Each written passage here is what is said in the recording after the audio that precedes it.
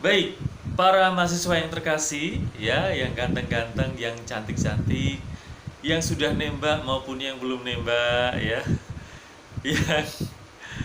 yang sudah jadian maupun yang belum jadian. Ya, saya bertanya kepada kalian, menurut Anda, kenapa Anda harus belajar bahasa Indonesia? Ayo, coba dijawab dalam hati, boleh ya. Di kolom komentar juga boleh, ya. Kenapa kalian harus belajar bahasa Indonesia? Apakah supaya bisa berbahasa Indonesia dengan efektif? Apakah supaya kalian tahu fungsi dan kedudukan bahasa Indonesia? Apa hal yang paling penting? Apa alasan yang paling penting yang buat Anda harus belajar bahasa Indonesia? Nah, jika Anda menjawab, kenapa Anda harus belajar bahasa Indonesia adalah supaya bisa menyebarkan kabar gembira. Itu baru betul. Jika Anda berbahasa Indonesia supaya bisa menyebarkan kabar tentang keadilan, tentang kebenaran, itu baru betul. Kenapa? Karena specifically Anda ini ya adalah mahasiswa STPK, teman-teman. STPK itu perlu berbeda dengan jurusan yang lain. Misalnya nih, ada di jurusan public speaking, maka tujuan mereka berbahasa Indonesia adalah supaya bisa berbicara di depan umum dengan baik, dalam arti ketika posisinya sebagai politisi, mereka mampu mempromosikan janji partai atau visi misi dari partai, atau misalnya mereka sebagai perwakilan dari pemerintah, nah, mereka bisa menyampaikan ya hal-hal terkait dengan visi misi pemerintah. Tetapi kalian adalah mahasiswa STPK. Nah, kalian tahu sendiri apa yang perlu diwartakan dari mahasiswa STPK itu kan? Apa coba? Ya. Apa ayo? Brian ada yang tahu ya? Atau Januar atau Franz ya? Statusmu ini ya lagi rajin ya. Rajin apa Franz ya? Semangat Franz ya. Dan yang lain juga. Terutama bagi para mahasiswa yang belum mengumpulkan tugas bahasa Indonesia ya. Semoga sudah semua ini hari ini. Tapi saya lihat terakhir kali baru ada 27 yang mengumpulkan ya. Dari 32 mahasiswa yang terdaftar di kelas saya. Ayo yang belum mengumpulkan siapa? Cepat mengumpulkan ya, supaya nilainya baik-baik saja ya. Dan itu juga menunjukkan semangat kan.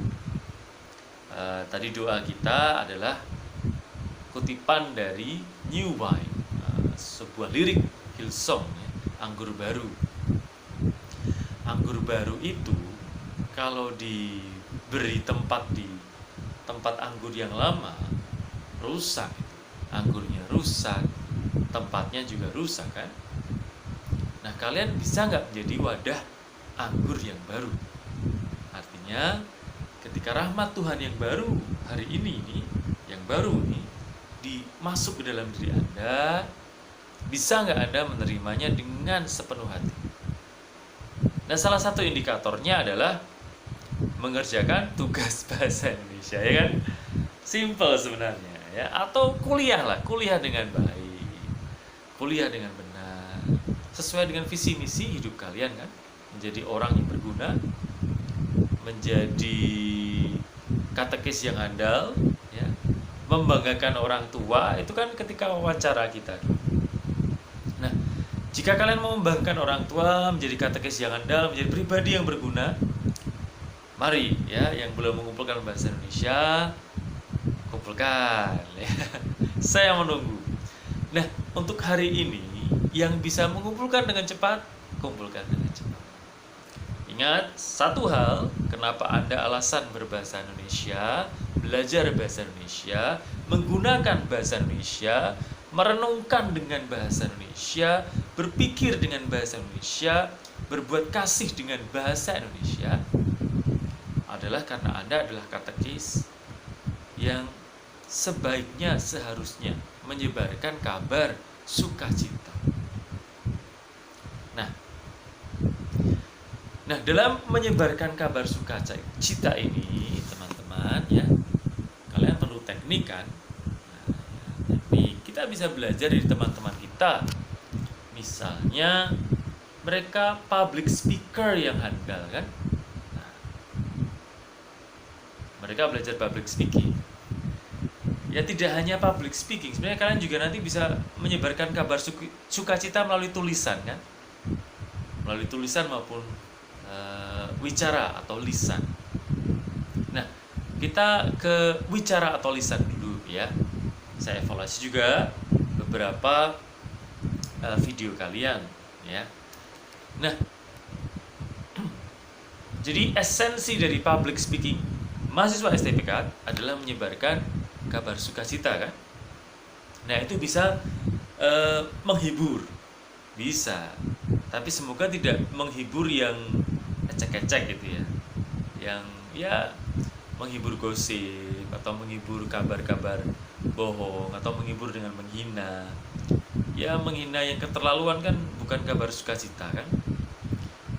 Demikian juga dengan teknik memberikan informasi, misalnya dengan deskriptif itu juga bisa. Mempengaruhi ya, misalnya persuasif itu juga bisa memberikan kabar sukacita ya. Nah, maka dalam public speaking itu, mewartakan kabar sukacita itu perlu kemampuan berbicara pertama-tama yang jelas. Setelahnya jelas, yang tegas, dalam arti yang simple dan intonasinya tegas ya. Kalau intonasinya itu lemah, maka kalian tidak bisa mendengarkan. Kalian tidak bisa mendengarkan pesan yang mau disampaikan, atau audiens tidak bisa mendengarkan pesan yang disampaikan oleh pembicara, ya kan?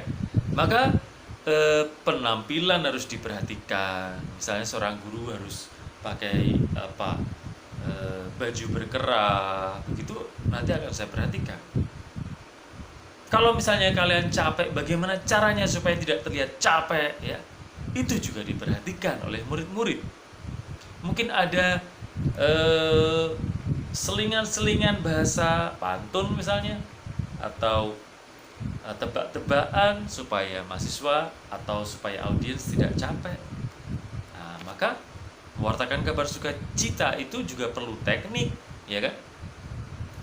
Selain itu juga ini yang penting, kemampuan untuk percaya pada diri. Bukan karena saya hebat, bukan karena itu, tetapi karena saya sungguh-sungguh ingin mewartakan kabar gembira. Nah, kadang-kadang orang yang rendah hati itu percaya diri, tapi orang yang sombong itu menutupi kerendahan dirinya. Ya, orang yang rendah hati itu dia tahu tugasnya berbahasa itu untuk menyebarkan kabar sukacita dari Tuhan, maka dia berusaha percaya diri. Ya. Oke, maka nanti akan saya lihat apakah presentasi kalian minder atau tidak ya. Oke,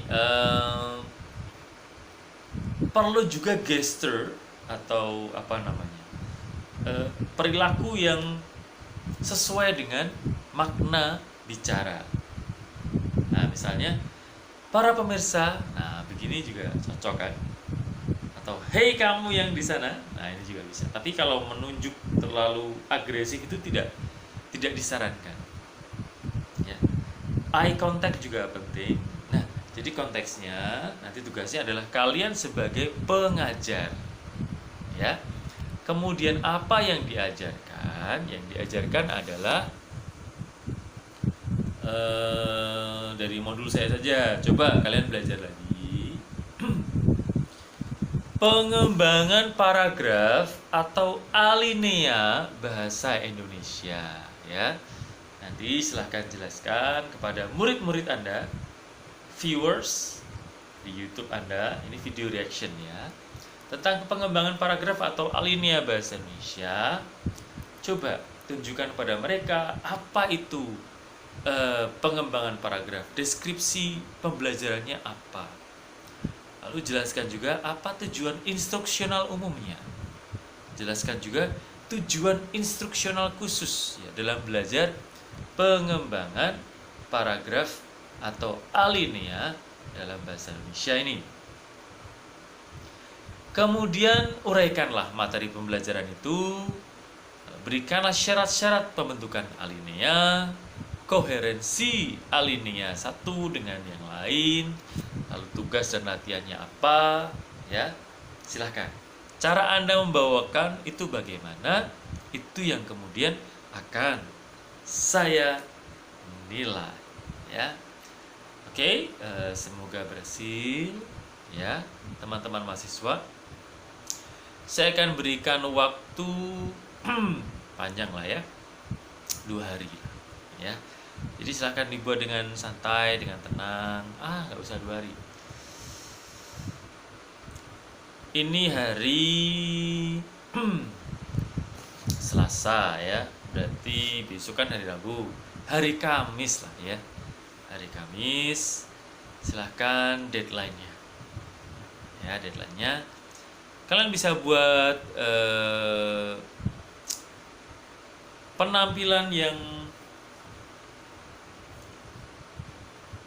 baik ya, sebaik mungkin. Dengan editing juga bisa, dengan dengan cara kalian ya. Saya akan melihat strukturnya, saya akan melihat cara kalian menampilkan diri kalian dalam menjelaskan materi ini ya. Dan tidak lepas dari itu, apakah kalian membawa kabar sukacita dalam pengajaran kalian. Oke, good luck ya kepada teman-teman semua. Tuhan memberkati.